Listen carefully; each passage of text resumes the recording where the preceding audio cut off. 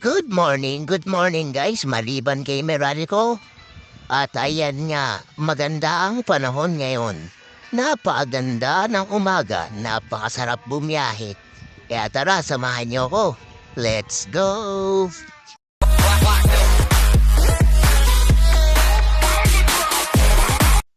For today's vlog, samahan niyo ako. Ituturo ko sa inyo ngayon kung paano mag-accept ng booking.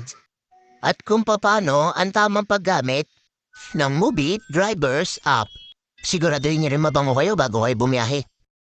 Bago nga pala ako umalis, kailangan ko munang magbabay sa mga alaga kong baboy, aso, at tuta.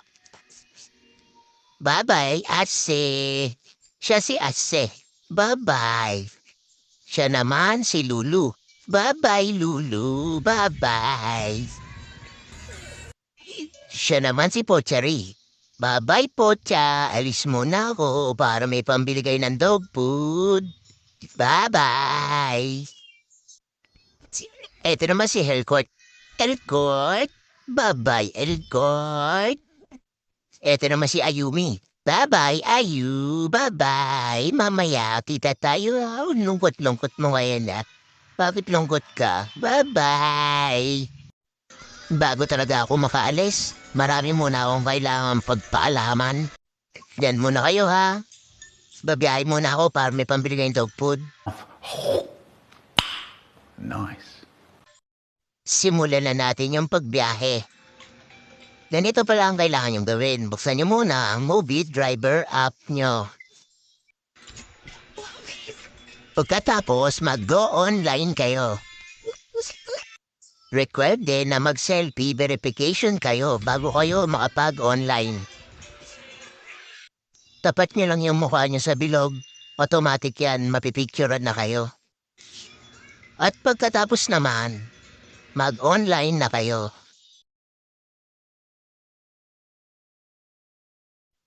Hintayin nyo lang na pasukan kayo ng booking. Para mas malaki ang chance na pasukan kayo ng maraming booking, i-open nyo lahat yan. Yan yung service type. Pwede nyo rin i-check kung saan yung lugar na maraming pula. Ibig sabihin, dyan sa lugar na yan, maraming booking. Yan, tad-tad. Sa akin, wala. Samahan na rin natin ang dasal habang naghihintay tayo ng booking. At ayun na nga, ang lakas ko talaga kay Lord. Thank you, Lord. I-accept lang natin yan. Pagkatapos makikita mo dyan ang pangalan ng nagbook at saka yung address niya. Huwag niyong kalimutang i-message siya para alam niyong papunta na kayo. Pagkatapos, pindutin niyo ang navigate. Sundan niyo lang yan. Napakadali lang yan, walang kaligaw. Para lang kayo nanguhuli ng Pokemon. Tara, pick upin na natin siya. Let's go!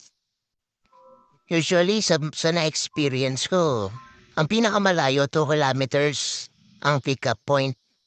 Pag swerte naman, halos katabi mo lang. Pero kadalasan malapit lang talaga yung pick-up point. Pagdating natin sa pick-up, huwag niyong kakalimutan batiin ng good morning, good afternoon, good evening. Si client. Pindutin niyo na lang yung arrive kapag nasa pick-up location na kayo. Pagkatapos, pindutin niyo ang pick-up pag nakuha niyo na yung pasahero. Hinay-hinay lang sa pagdadrive. Iwasan natin yung masyadong magmadali. Dapat secure din yung pasahero natin. At komportable. Siguraduhin lang natin na lagi tayong safe sa pagdadrive natin. Di bali ng mabagal. Basta safe tayo makakarating sa pupuntahan natin. At ayun nga, pagdating naman natin sa drop-off location, kung saan natin binaba yung passenger natin, pindutin nyo lang yung drop-off. Pagkatapos, confirm payment.